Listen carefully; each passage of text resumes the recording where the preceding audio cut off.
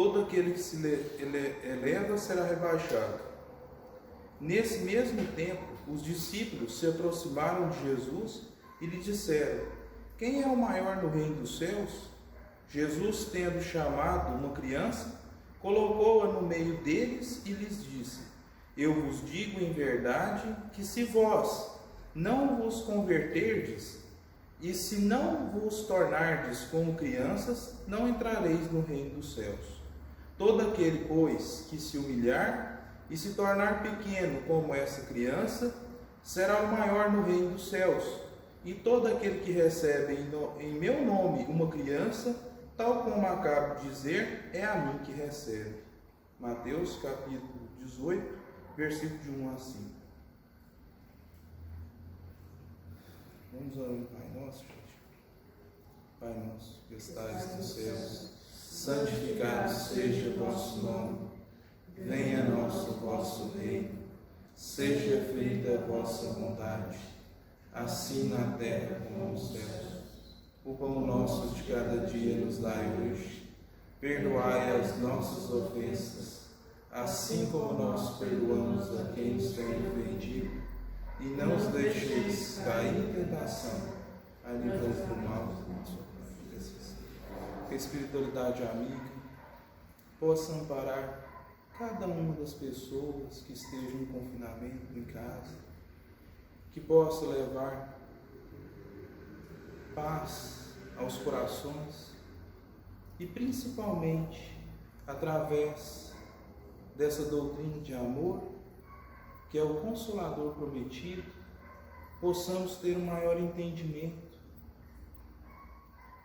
de tudo aquilo que nos aflige. Hoje nós decidimos dar prosseguimento nas palestras, né? Está o nosso irmão Divaldo, e não sabemos ainda se vamos fazer a palestra aberta ao público na próxima terça. Só que a AME, a Aliança Municipal Espírita, disponibilizou a página no YouTube para todas as casas. Então nós vamos gravar as palestras e disponibilizar para aqueles que não podem estar presentes, né? Que estão em situação de risco, maior risco, ou que estão até protegendo os familiares, para que nós possamos levar o consolo a todo mundo e ao mesmo tempo sermos consolados.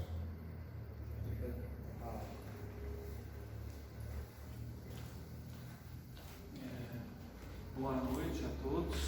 Boa noite. O tema do nosso estudo dessa noite é sobre meditação acurada do grupo e obsessão. Esses dois assuntos, eles estão intimamente ligados para que nós possamos desenvolver um bom trabalho na casa espírita e para que nós possamos desenvolver um bom trabalho conosco mesmo. Cada indivíduo é responsável pelo seu próprio desenvolvimento. Portanto, nós vamos começar falando sobre obsessão, relembrar aqui alguns conceitos sobre essa doença que tanto nos aflige a todos nós, sem exceção. Todos nós, os espíritos ligados à crosta terrestre, todos nós, os encarnados, passamos por essa doença em menor ou maior grau. Segundo Allan Kardec, no Livro dos Médiuns, no item 237, trata-se do domínio de alguns espíritos que podem adquirir sobre certas pessoas. É o domínio, Allan Kardec exalta essa parte, que a obsessão é um domínio de um espírito desencarnado com o encarnado.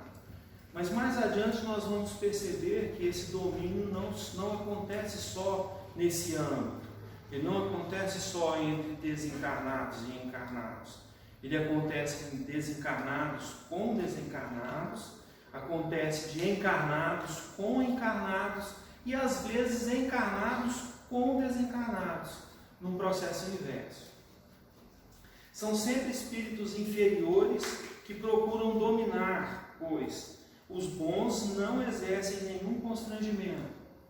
Portanto, Allan Kardec nos diz que é sempre o constrangimento, a obsessão, a tentativa de prejudicar, acontece sempre parte de um espírito desencarnado para um espírito encarnado.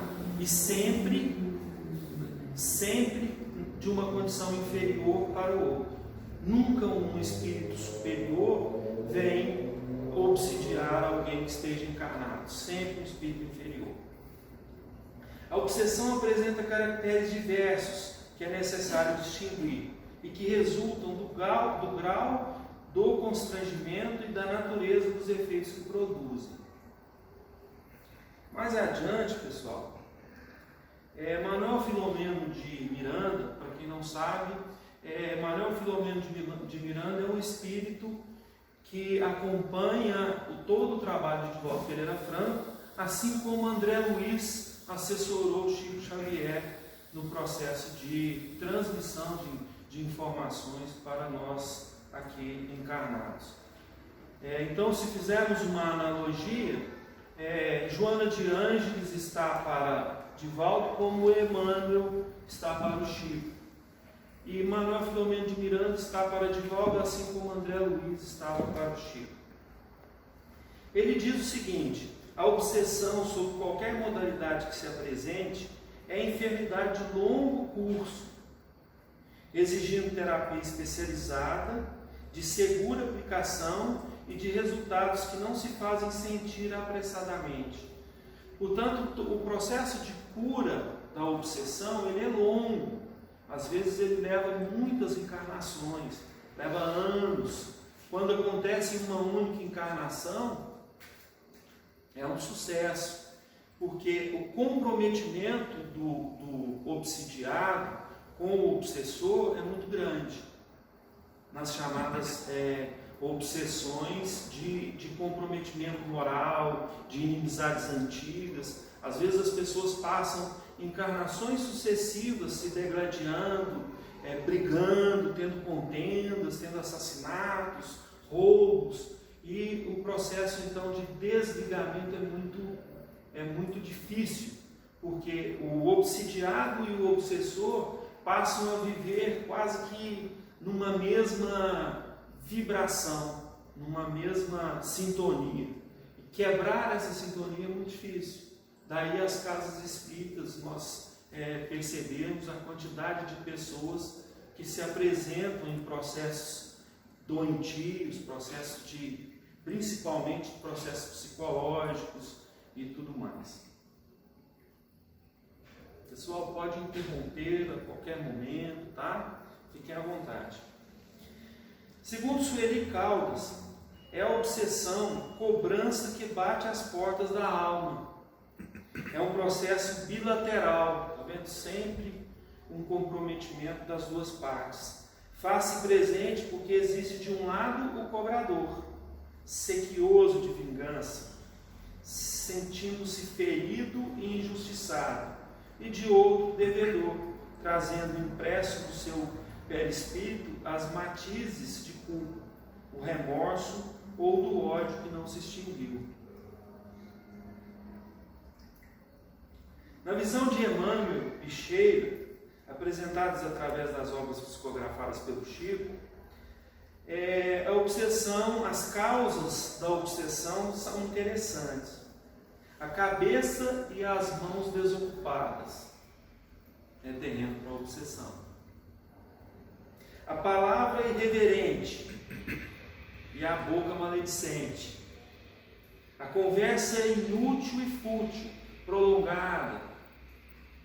A atitude hipócrita, o gesto impaciente, a inclinação pessimista, a conduta agressiva, o apego demasiado às pessoas, o comodismo exagerado, a solidariedade ausente, tomar os outros por ingratos ou maus, considerar nosso trabalho excessivo, sempre somos mais atarefados do que os outros, né? Sempre somos mais explorados que os outros. O desejo de apreço e reconhecimento, o impulso de exigir dos outros mais do que de nós mesmos, fugir para o álcool ou drogas estupefacientes, as várias drogas que nós encontramos por aí, né? Então, essas são as principais causas da obsessão. A obsessão, pessoal, ela é feita, é muito interessante que nós pensemos a obsessão para que nós não nos tornemos obsessores. Às vezes, quando se fala na casa espírita sobre obsessão, nós sempre imaginamos que o obsessor é aquele espírito extremamente mau, atrasado, né, do ponto de vista cristão, e que vem aqui para nos atormentar, para nos causar doenças e tudo mais. Existem esses espíritos, sim, como foi dito anteriormente. Mas, via de regra, nós, quando desencarnamos, nos tornamos obsessores, porque somos invigilantes a esse processo de crescimento espiritual. Semana passada falamos um pouco sobre o processo de mudança do nosso planeta, não é? Da transformação do planeta Terra em mundo de expiação, migrando para um mundo de regeneração, saindo da condição de provas e expiações e migrando para a condição de regeneração. O fato é que, segundo Chico Xavier, a partir de 2057, esse processo, a partir de agora, né, já está acontecendo de uma forma bem acelerada. Muitos de nós que não tivermos numa vibração condizente com esse novo mundo que está se apresentando, nós seremos expurgados daqui. Se não mantivermos um padrão vibratório condizente com esse novo mundo, condizente com esse novo planeta que se apresenta.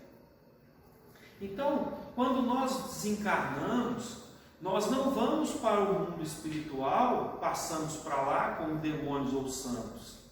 Nós passamos com as nossas próprias dificuldades, com as nossas próprias incertezas, com as nossas certezas, com os nossos amores, com os nossos ódios, com as nossas deficiências. Nós passamos como nós somos. Lá no Evangelho, no Antigo Testamento, diz o seguinte: os mortos nada sabem. Quando Moisés diz isso, que os mortos nada sabem, significa que os mortos sabem aquilo que eles estudaram, que eles não sabem além disso. Quando nós passamos para o plano espiritual, nós não ganhamos uma auréola de santo ou um chifre de demônio, não é? Nós continuamos sendo nós mesmos, com as nossas dificuldades, com as nossas leituras, com o nosso progresso.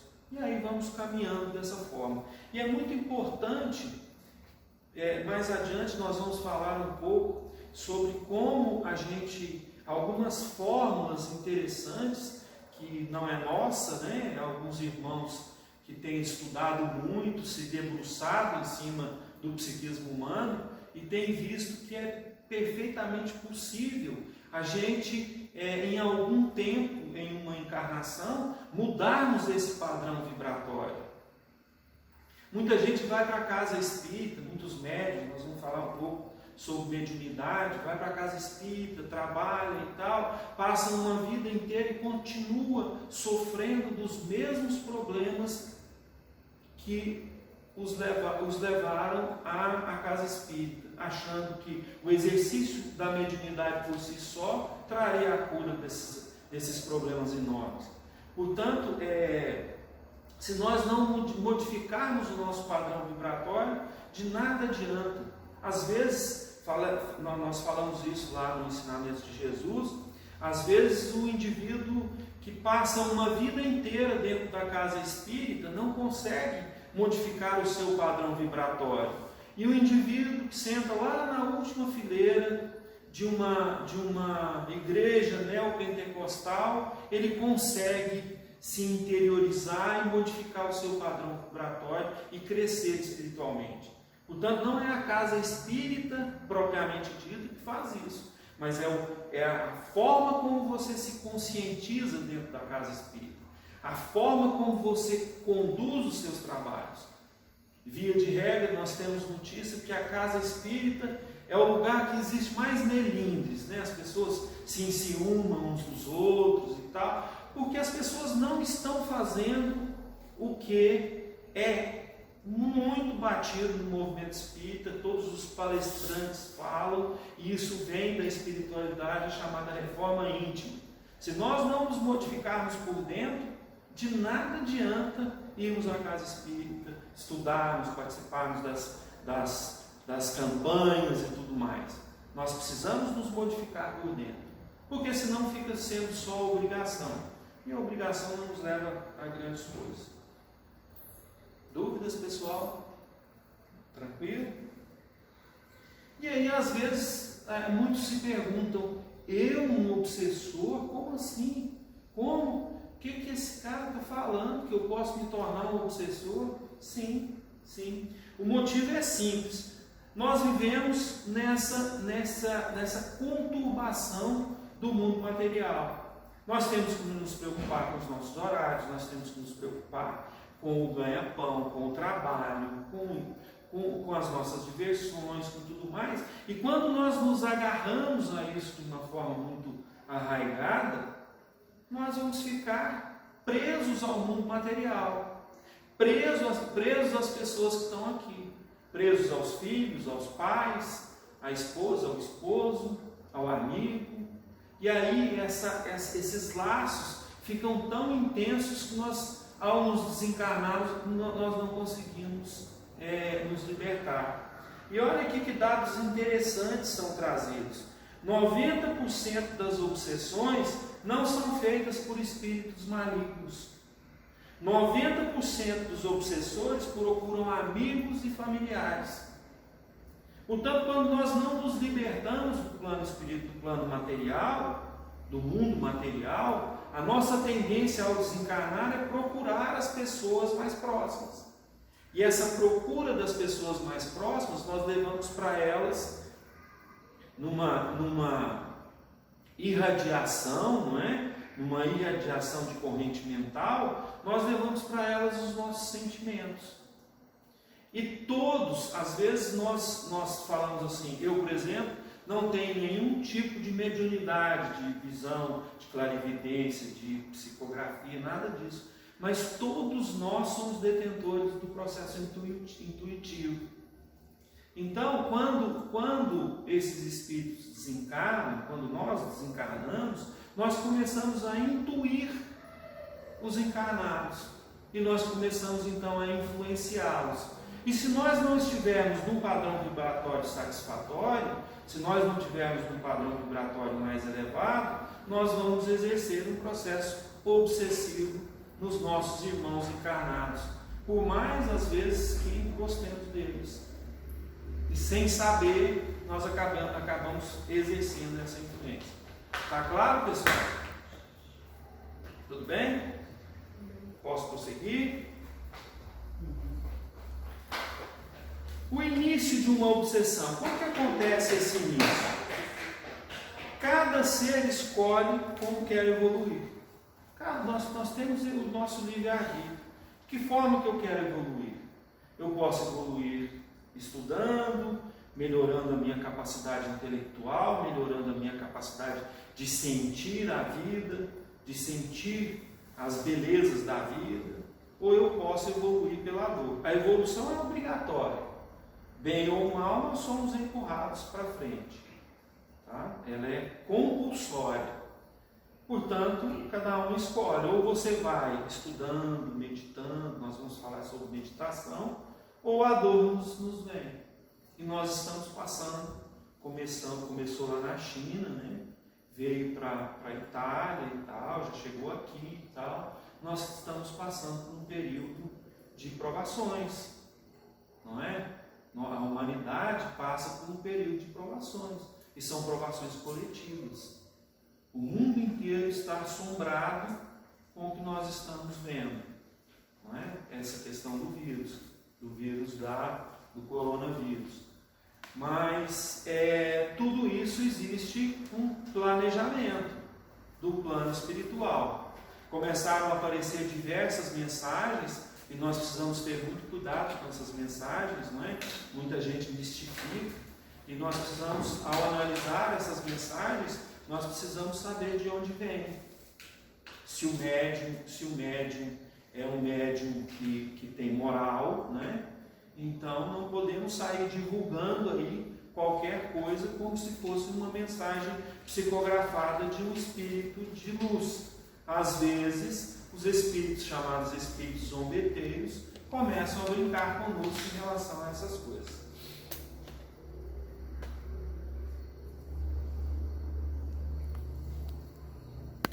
As consequências do processo obsessivo. O obsessor conhece no obsidiado uma ponte para que ele volte a experimentar os fluidos de determinadas sensações.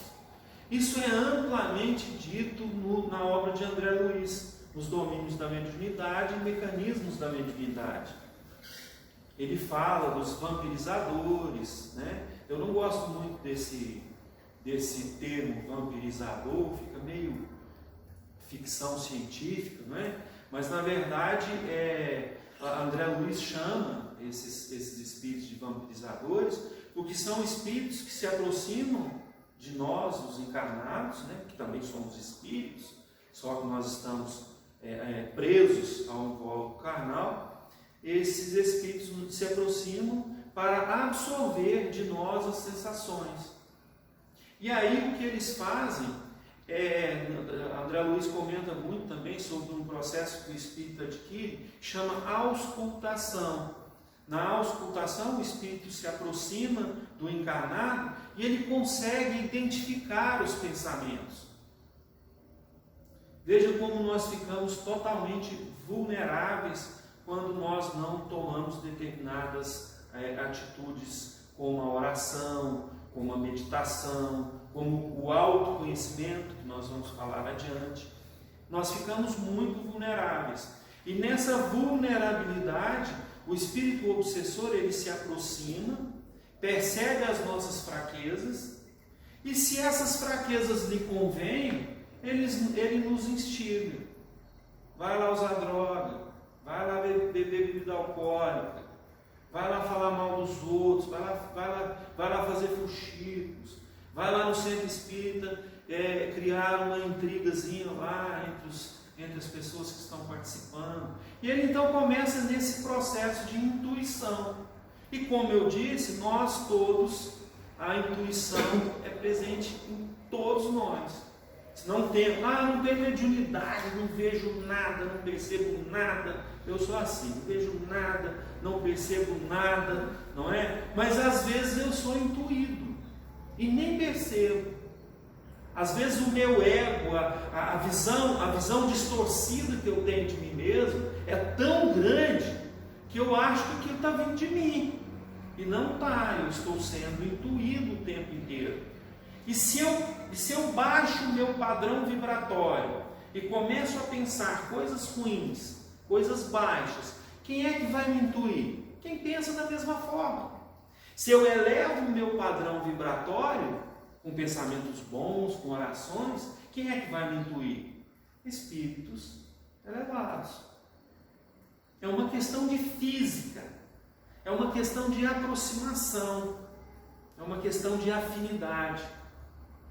Então, quem que eu quero perto de mim? É muito bom a gente perguntar isso. Quem que eu quero perto de mim? Vocês acham que eu mantendo pensamento ruim, assistindo programas de televisão ruim, né? Aqueles programas de notícias que se torcer ali corre sangue, não é? Se eu começo então a assistir aquilo, a consumir aquilo, aquele lixo todo, será que vai sair coisa boa de mim? Certamente que não, não é? Portanto, o meu padrão mental, a forma como eu imagino a vida, a forma como eu vivencio a minha vida, eu trago para perto de mim os meus companheiros. Obsessor e não obsessor. Mas nós não conseguimos pensar o bem o tempo inteiro. nós não conseguimos vivenciar o bem o tempo inteiro. Portanto, todos nós somos obsidiados via de regra. Mas nós podemos ir diminuindo isso com as nossas atitudes.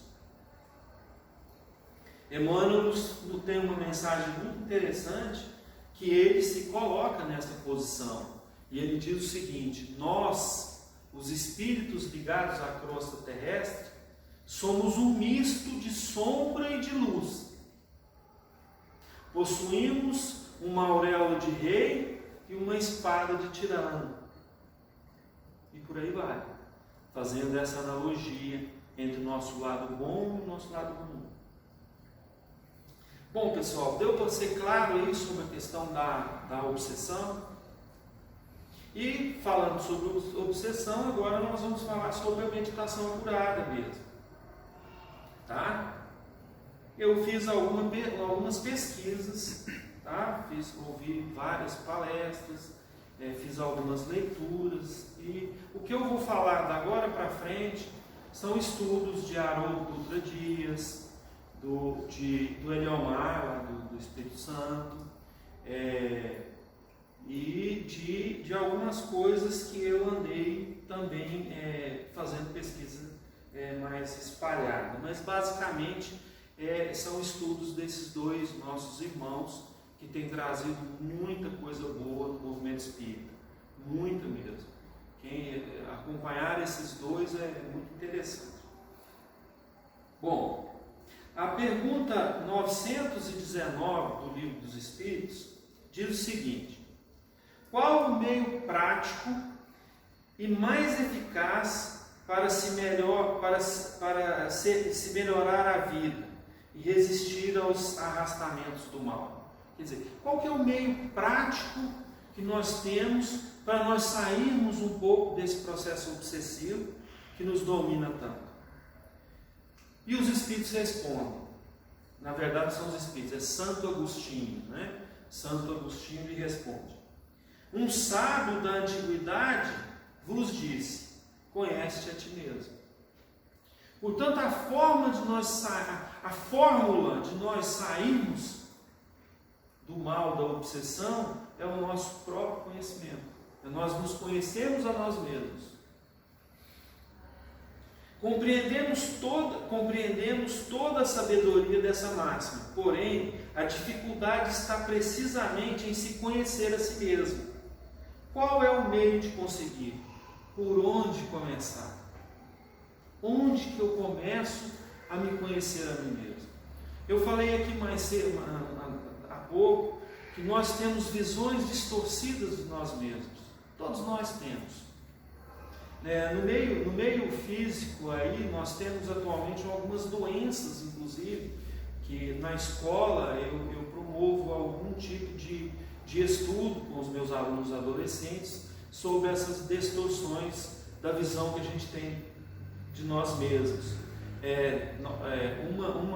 Algumas dessas doenças são muito comuns na atualidade.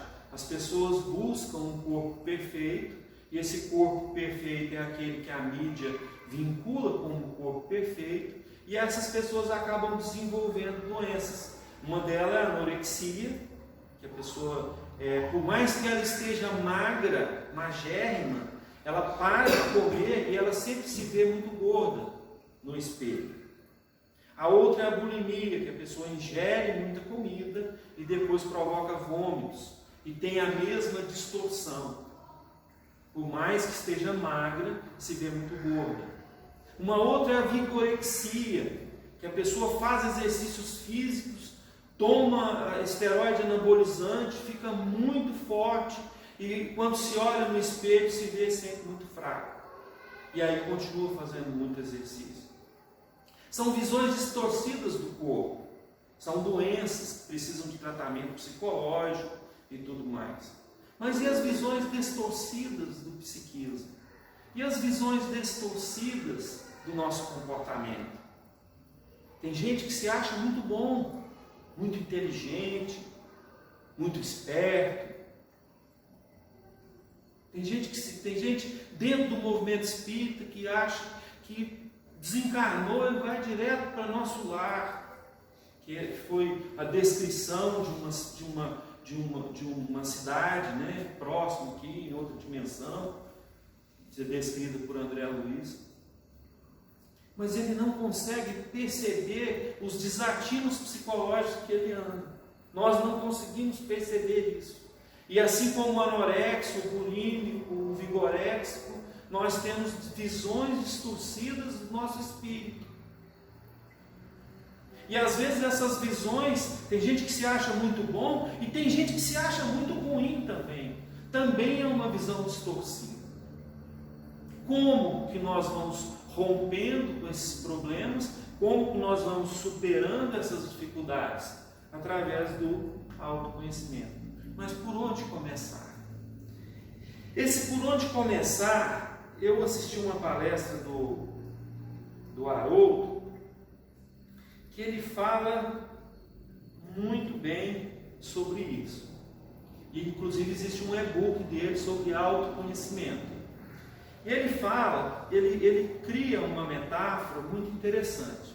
Ele fala o seguinte: os nossos automóveis, ele faz uma comparação com o automóvel. Os nossos automóveis, todo ano, pelo menos quem tem zelo pelo seu automóvel, leva o automóvel pelo menos uma vez por ano para se fazer uma revisão. E lá nessa revisão, o mecânico ele tem uma listagem do que precisa ser revisado. Ele vai lá, olha o funcionamento do motor, ele olha, no motor existe uma correia chamada correia dentada. Quando essa correia arrebenta, o motor pode ser totalmente danificado. Então essa correia dentada ela tem uma vida útil, que precisa ser trocada. Ele olha o filtro de óleo do motor, ele olha o filtro do ar-condicionado, ele olha as pastilhas de freio, o óleo de freio, faz toda uma revisão para que esse automóvel, ao sair da revisão, ele possa andar por mais um ano e o seu motorista conduzindo tranquilamente com segurança. Mas além dessa revisão, quando nós vamos viajar, todos nós que somos motoristas temos o hábito de conferir 3 coisas básicas no automóvel: a água, o óleo e os pneus. Precisamos calibrar os pneus e tal. Quando calibramos os pneus, estamos buscando um equilíbrio do automóvel. Se ele ficar com um pneu murcho e o outro cheio, ele corre o risco de capotar numa curva. Portanto, Haroldo usa nos levando a crer que nós também, com o nosso psiquismo, nós precisamos fazer essa averiguação. Nós precisamos fazer essa revisão constantemente. E aí ele mostra 3 sistemas do autoconhecimento. 3 sistemas que nós precisamos observar. Um é o sistema pessoal. O sistema pessoal diz respeito às minhas potencialidades, aquilo que me torna um indivíduo, o que me torna diferente do meu pai, dos meus irmãos, da minha mãe, do meu vizinho, do meu colega, das outras pessoas do centro espírita, das outras pessoas lá da igreja onde eu frequento. É essa individualidade que me faz diferente. Então, o que acontece é que eu preciso começar a trabalhar nos momentos de meditação. Aqui na nossa palestra fala de meditação acurada do grupo. Nos meus momentos de meditação, o primeiro sistema que eu tenho que observar sou eu mesmo. A minha visão de mundo. Eu tenho que começar a sair de mim e me observar. Como que eu me comporto em determinadas situações? Qual que é o meu comportamento nas diversas situações da minha vida?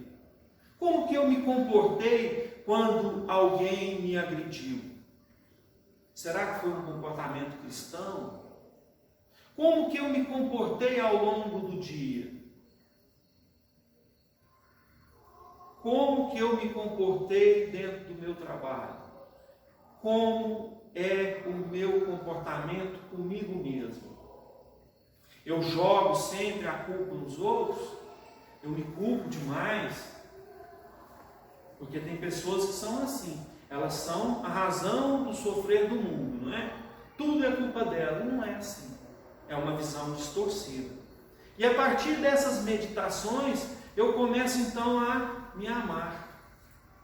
O amor a mim mesmo é fundamental. Porque é a partir do momento que eu me amo, que eu passo a ter condição de amar alguém. Claro aí, pessoal, até agora? Todo esse desenvolvimento individual vai fazer com que eu me sinta bem comigo mesmo. Na hora que eu estou lá dentro da minha casa, sozinho, sentado num canto, eu estou feliz. Eu não estou angustiado, eu não estou deprimido, eu estou feliz. Aí eu estou equilibrado comigo mesmo. Gardner chama isso de inteligência intrapessoal. É a minha capacidade de lidar comigo mesmo. E isso pode ser desenvolvido. O outro sistema que o Haroldo coloca é o sistema social. Nós não lidamos apenas com a nossa intimidade. Quando eu estou bem com a minha intimidade, eu começo então a pensar na sociedade. E aí entra o sistema social. E os relacionamentos acabam nos construindo ou construindo em nós crenças, modos de pensar, modos de reagir, certas crenças gerais ou sistemas de pensamento. E aí quando eu começo a pensar que eu sou um ser social, nós todos somos seres sociais, nós precisamos lidar bem com os outros. E aí entra aquele sentimento do coletivo. Porque nós vivemos num país onde as pessoas acham que o público não é de ninguém. Por isso pode ser danificado, depredado e tal. Quando nós passamos a ter uma consciência maior do que é público, do que é de uma comunidade, nós então crescemos socialmente. Em muitos ambientes as pessoas chamam isso de ética, não é? Nós temos compromisso com a natureza, nós temos compromisso com os locais onde vivemos e tudo mais. Isso faz parte da ética da vida social. Bom, e aí um outro sistema que o Haroldo fala, que talvez seja o mais importante aqui no nosso crescimento, é o sistema transpessoal. O nosso sistema transpessoal é aquele conjunto de potencialidades, de habilidades que nós nascemos com elas, que torna possível a experiência do transcendente, da espiritualidade, a experiência da religiosidade. Não importa qual meio religioso que esteja, nós não estamos falando aqui de religião, nós estamos falando de religiosidade, de crescimento transcendente, o que vai além do plano físico. E aí então nós começamos a vivenciar a espiritualidade. E não se iludam, quem só vivencia o mundo material vai virar o obsessor do lado de lá. Aquilo que André Luiz chama de vampirizadores. Portanto, nós precisamos, em alguns momentos do nosso dia, transcender, passar para o plano espiritual. E isso se faz mediante exercícios, constantes exercícios. Claro até aqui, pessoal? Tranquilo? Bom, quando eu falei do Eliomar, eu achei interessantíssimo um seminário dele. Eu fiquei umas 4 horas ouvindo as falas do Eliomar, achei muito interessante. Ele conta uma história de vida dele, que ele, nesse processo de meditação, ele queria entender. Ele era como nós, né? Não tem mediunidade, mas gosta muito de trabalhar com médiuns e tudo mais. Ele então fala o seguinte, que ele foi fazer yoga para entender como que é a meditação. Então ele fazendo yoga ficou vários anos fazendo yoga, um dia ele teve um insight, uma inspiração. E ele então foi até a biblioteca e pegou lá o livro Vinha de Luz, de Emmanuel, né, psicografado pelo Chico. E ele foi e falou: eu quero uma mensagem sobre isso aqui. E aí ele teve uma inspiração em não abrir ao acaso. Ele até brinca que quando a gente está sempre abrindo ao acaso, o livro vai ficando viciado, aí o acaso acaba sendo sempre aquela mesma página, né? Aí ele fala: não, eu vou olhar esse livro do início ao fim.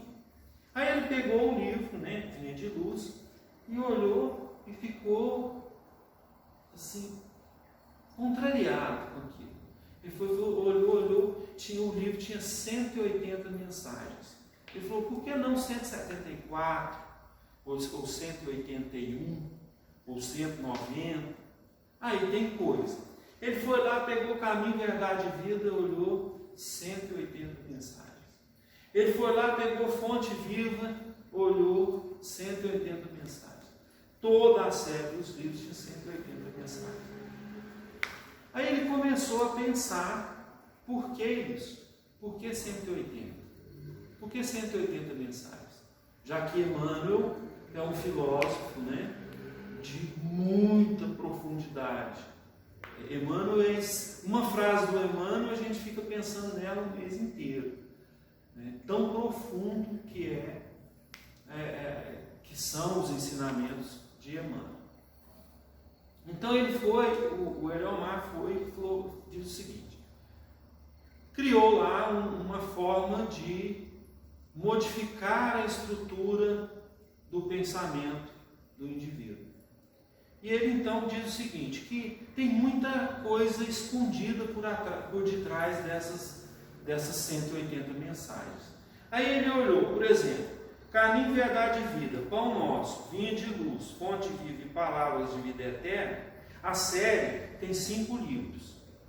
Então, se você pegar o primeiro livro, que é Caminho, Verdade e Vida, na ordem da vinda dessas mensagens para nós, são todos livros evangélicos, são todos livros que trabalham o Evangelho. Então, essas 180 mensagens, se você ler uma por dia e fizer uma meditação de 15 minutos nessa mensagem, começar da primeira até o final, são 6 meses.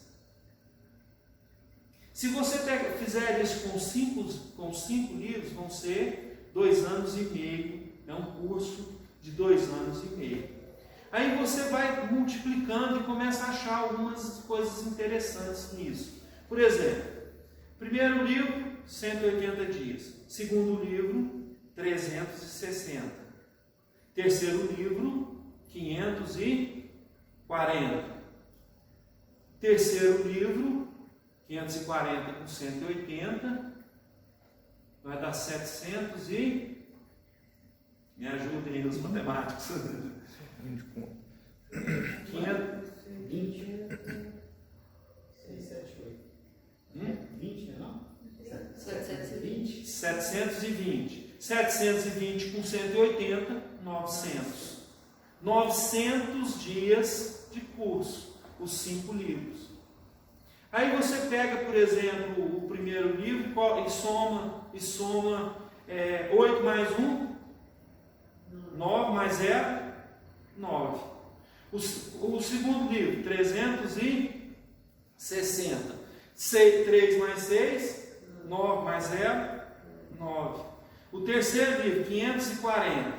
5 mais 4, 9 mais 0, 9. Quais os números que nós temos na ordem? De 0 a 9. E aí o Eliomar nos diz o seguinte sobre isso, que deve haver nessa sequência toda de mensagens, porque quando a gente pega esses livros, eu tive cuidado de pegar, as mensagens são esparsas do Evangelho. Pega Mateus, Lucas, não existe uma ordem do Evangelho. Mas quando você vai lendo mensagem por mensagem, existe uma coerência absurda. E cada vez que a gente lê, a gente encontra coisa diferente coisa maravilhosa. Então ele propõe o seguinte, ele propõe que nós façamos, né? Que nós façamos todos os dias, que cada um de nós crie um horário, né, de 15 minutos para meditar sobre uma dessas mensagens. É difícil? Mãe de família, tem criança, não sei, arruma um horário que a criança está dormindo, no seu trabalho não tem jeito, na sua casa não, arruma um horário. Nós temos tanto tempo para tanta coisa ruim, por que não ter 15 minutos por dia para fazer um curso desse? E a proposta dele é um curso desses 5 livros, começando por Caminho, Verdade e Vida, Pão Nosso, Vinha de Luz, Fonte Viva e Palavras de Vida Eterna. Terminou os 2 anos e meio, volta no primeiro. Vai fazendo anotações, terminou, volta no primeiro. Segundo ele está fazendo isso já há algum tempo, né? Ele falou que não chegou ainda no último livro, mas que já sentiu e já percebeu uma mudança interior profunda. Eu comecei assim que eu comecei a estudar para falar sobre este tema. Não percebi, não sou hipócrita de dizer que eu já percebi mudança. Mas é muito interessante o processo, porque é uma mudança lenta. Às vezes o que nós fazemos tem gente que não suporta ouvir uma prece, já fica inquieto. Se a prece for um pouquinho grande, já fica inquieto. Por isso que existem às vezes livros que ensinam a fazer prece. Prece tem que ser pequena. Porque a prece, tem gente que faz discurso em prece, né? E aí a pessoa perde a atenção, perde a concentração, perde a meditação e a prece se perde. Com esse exercício, o que vai acontecer? Lá na primeira lição, pega lá, primeira lição, Caminho, Verdade e Vida. Primeira lição. Eu começo ali, eu leio, as lições são pequenas, interessante isso, as lições são muito pequenas. Eu começo a ler a lição, aí meu pensamento vai lá no meu serviço, vai lá no meu problema, vai lá no problema que eu tive com a minha esposa, com o meu filho, vai lá no problema que eu estou pensando para lá, deixa aí. Foi, aí você fala, não, vem cá, vem para cá de novo. Retoma, concentre-se e medita. Passa um pouquinho, o pensamento some de novo. É um exercício constante. Os yogis passam a vida inteira para conseguir meditar sobre alguns pontos. E às vezes nós não temos a paciência de esperar 15 minutos, 2 minutos, 10 minutos. Portanto, é um processo lento, que eu começo então o meu autoconhecimento. Eu começo lá no primeiro sistema que o Haroldo nos diz, o primeiro, que é o conhecer a mim mesmo. E a partir desse conhecimento que eu começo a ter de mim mesmo, eu então começo a progredir dentro dos outros sistemas. Isso faz com que eu promova a tão chamada reforma íntima.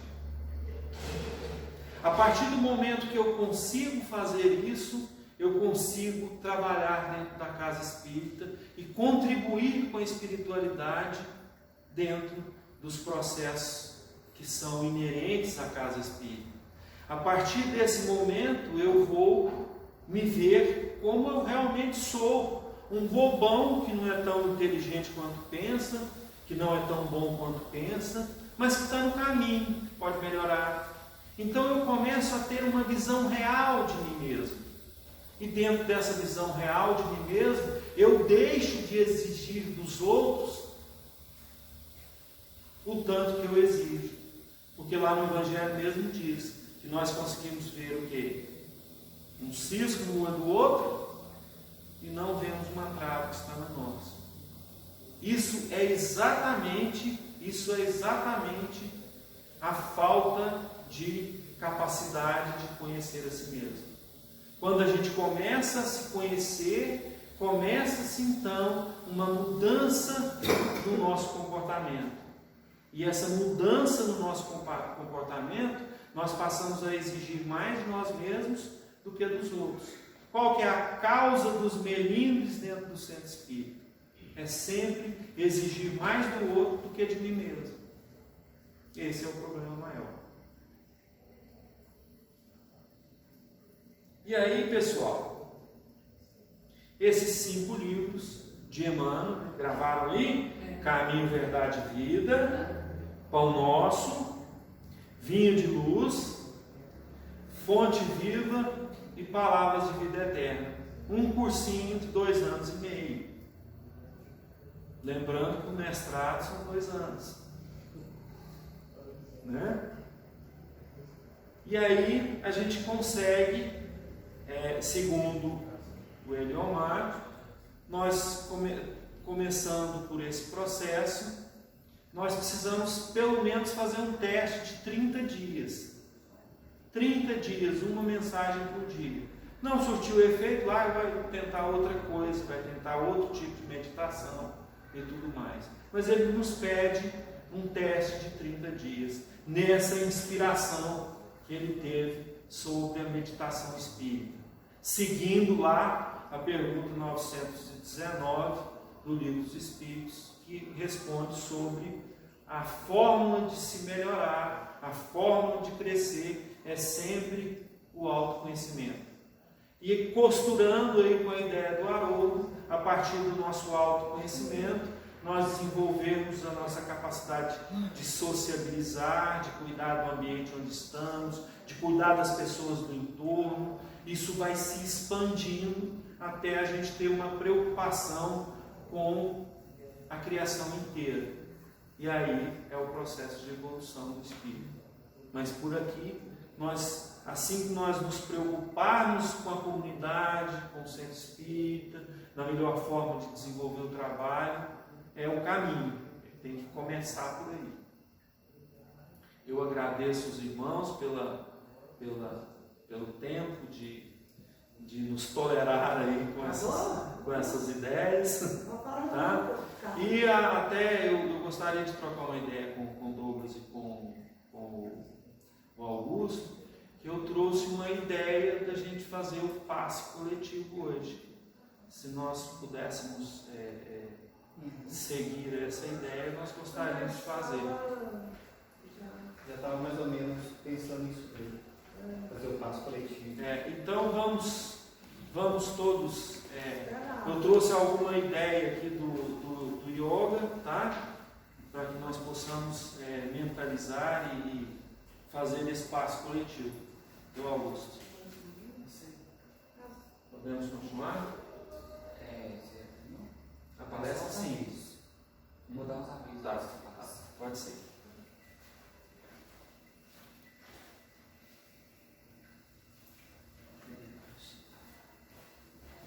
Boa noite a todos. Boa noite. Nós temos alguns avisos, os avisos semanais, como de Brás, né? E alguns outros importantes em relação às orientações que nós estamos vendo e recebendo nas mídias aí em relação ao coronavírus, né? Algumas casas suspenderam as atividades, atendendo às orientações, em razão da quantidade de pessoas que frequentam, os trabalhos são realizados. Nós ainda não vamos suspender as nossas atividades como um todo.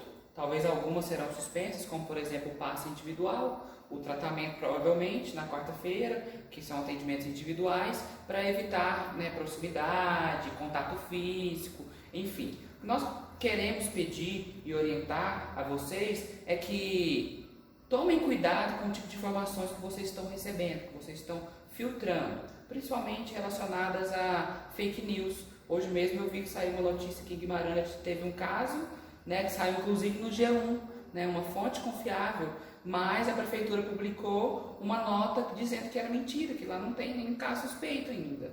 Então a gente tem que tomar cuidado com aquilo que nós estamos recebendo e transmitindo para o outro. Afinal, isso é algo que nós podemos passar todos juntos de uma maneira mais leve. Nós não precisamos gerar pânico, gerar discórdia, gerar desavenças e nem medo no outro. Nós podemos receber essas informações e apenas dirigir boas energias e orações para essas pessoas que estão sendo contaminadas de alguma maneira por esse vírus, né, que foi descoberto recentemente. Então a nossa orientação é que permaneçamos em prece, que vibremos pelos nossos irmãos que estão sofrendo mais nos países da Europa, na Itália, na China e nos outros países, e que, se por acaso isso chegar no Brasil de uma maneira mais intensa, que saibamos como lidar com isso, mas de uma maneira a não prejudicar ninguém, nem gerar medo e nem sentir medo.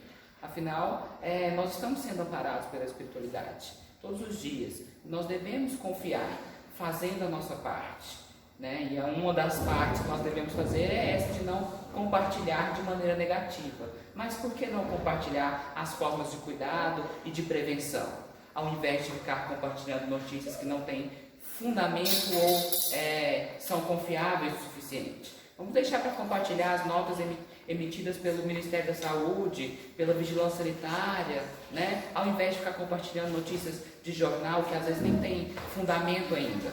Vamos deixar para compartilhar aquilo que você realmente acredita, ou acredita que alguém competente que entende daquilo tenha compartilhado, ok? Então, por enquanto, as nossas atividades permanecem. No decorrer dos próximos dias, nós vamos fazer uma nova avaliação, se na semana que vem vai continuar os trabalhos, ou qual tipo de trabalho será suspendido, tá? Então, toda terça-feira nós temos a palestra, e na palestra, após a palestra, nós temos o passe. Nós vamos seguir fazendo o passe coletivo, pelo menos até as próximas orientações. Nós temos a evangelização, que também permanece, em razão da quantidade de crianças, são poucas, né? O espaço é aberto, né? Não tem nenhum problema de contato que vai influenciar de maneira negativa de alguma forma. Nós temos também a corrente magnética, que é um tratamento que é direcionado a partir da quarta-feira, tá? Na quarta-feira nós temos o tratamento com os médicos espirituais que atendem aqui, e o estudo de 2 obras, que é o Livro dos Médiuns e o Livro dos Espíritos. Aliás, é o Livro dos Espíritos e o Evangelho. Começa às 14 horas e termina às 16 horas, 16h30, dependendo da quantidade de pessoas que passam pelo tratamento, todas as quartas. Todas as quintas-feiras nós temos o estudo das obras básicas, que acontece das 18h30 até as 19h20, 19h25, porque às 19h30 nós começamos o trabalho mediúnico, que é reservado para os médiuns aqui também. Então nós estamos estudando o Livro dos Médiuns e a interpretação pelo livro, como que chama? Do Miramês, Filosofia. Do Filosofia Espírita? Filosofia Espírita. Convite para vocês participarem, é um grupo pequeno, é feito através de uma roda de conversa para podermos entender melhor as orientações trazidas e elencadas no Livro dos Médiuns. No Livro dos Espíritos. No Livro dos Espíritos, perdão. E se alguém tiver alguma dúvida, vocês podem acompanhar no Instagram da AME, que nós vamos estar compartilhando as informações necessárias lá. Quem não tiver, tem Facebook também? Tem o YouTube agora. YouTube? E agora nós vamos ter também o YouTube, onde nós vamos compartilhar as palestras e as orientações que forem pertinentes publicar no YouTube por meio de vídeos, tá? Então fica o convite para vocês participarem. Tem carnê aí? Tem os carnezinhos da Eu não achei aqui, mas nós temos o carnê da AME, que é uma contribuição para quem gosta de ajudar de alguma forma. O valor mínimo é de R$10, então fica a critério de cada um se tiver disponível para ajudar. É só você pegar o carnê, você leva para sua casa e uma vez no mês ou quando você quiser, você pode deixar a sua contribuição aqui para a gente, tá? Que esse dinheiro que é arrecadado pela AME é investido nos trabalhos que a AME faz de assessoria nas outras casas. Então, é a Aliança Municipal Espírita, certo? Alguém tem alguma pergunta, alguma dúvida em relação às atividades, em relação às informações? Todo sábado nós temos também o trabalho assistencial, que é a confecção de kits de verduras, frutas e legumes, lá no Sacolão da Flora. Todo mundo sabe onde que é? Sacola cheia. No Sacola Cheia. E pega também no Constantino. E também pegamos no Constantino. Patrocínio. Então, todo sábado, a partir das 15 horas, começa esse trabalho da confecção das cestas. No estacionamento. No estacionamento lá do Sacola Cheia. Do Sacola Cheia, certo? Então, fica E leva no bairro Manuel Nunes. E é distribuído para as famílias do bairro Manuel Nunes, ok? Então, todos os sábados acontece esse trabalho. São frutas e verduras que, às vezes, sobram. Às 3 horas. 3 horas, 15 horas da tarde. E é um trabalho rápido, dura em torno de 1 hora, 1 hora e meia. 1 hora e meia. Uma hora e meia a gente já consegue finalizar tudo. né, que é confeccionar os kits e distribuir e tá todo mundo de volta em casa. Onde que é o encontro? É aqui? Não, Ou todo o mundo encontra encontro lá? já encontra lá no Já encontra direto lá. Beleza. ensinamento. E termina no ensinamentos, Ah, e no termina nos tratamento, ensinamentos. no tratamento espiritual do ensinamento. Só que por enquanto está suspenso o tratamento. Uhum. Mas isso vai ser. Vai ser olhado de uma outra forma, É. por enquanto. Então, é isso. Nós vamos então fazer a condução do trabalho do passe coletivo, na certeza de que o passe coletivo funciona da mesma maneira que o passe individual. Todo passe é conduzido pela espiritualidade e são frutos enviados por ela, ok? Então vamos nos posicionar de maneira